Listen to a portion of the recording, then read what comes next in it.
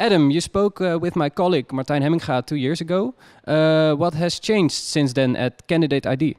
Well, a lot's changed since then. So 2 years ago, we'd only just entered the market with a product we were describing as candidate demand generation, which is too many syllables for people to remember it.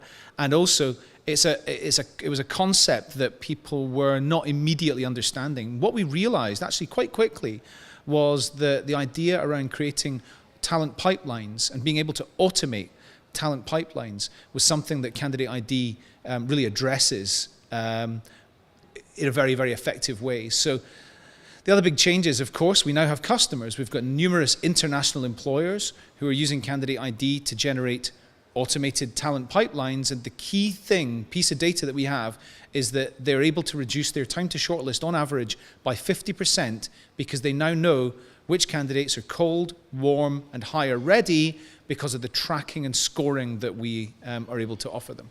What's so unique about Candidate.ID? Unique about Candidate.ID is our ability to track and score candidates' interactions with an employer's content online. So in 2018, candidates do not want to necessarily reveal themselves at an early stage in their journey, and they don't want to start talking to recruiters until they've really made up my mind, do I want to work for that organization? So they're going to do a lot of research. Boston Consulting Group tells us they're going to look at 16 different sources of information before applying for that job. So if you can track what they're doing around Instagram and Twitter and LinkedIn and GitHub and your career site, and which emails of yours are they opening and which text messages are they opening, then you've got a massive advantage, and that enables recruiters, on average, to reduce their time to shortlist by 50%, tracking and scoring. So I'm a company and I want to use Candidate.ID. Where do we start? So there's 3 things you need to run Candidate.ID. The very first thing is you need a candidate database. Ideally, you have got a database which includes your total addressable market, everybody that you want to hire now or in the future, which if you are recruiting for people to work in your restaurants around the world is quite challenging.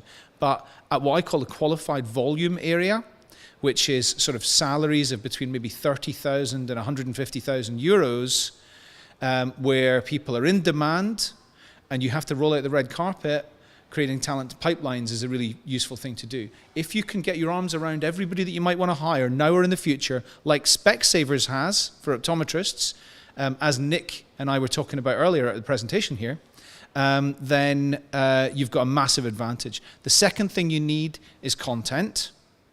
And you need content to be able to distribute to all of your candidates, to generate goodwill, to generate interest, to drive people through the pipeline. Now, one of the key things that I get asked quite regularly is, how am I going to generate all this content? But it's really important to understand it doesn't need to be completely unique content, and you can repurpose lots of existing content for the purposes of nurturing your candidate database. The number one, as far as I'm concerned, is learning and development content. People want skills, even if they're not in the market and they're not interested in working for you today. LinkedIn says 80% of people are not in the market, so they don't care about your job descriptions. Send them things that are skills, send them things that are going to help them with their career, and you're going to generate goodwill. The third thing you need, of course, is talent pipeline software, and that's what Candidate.ID offers.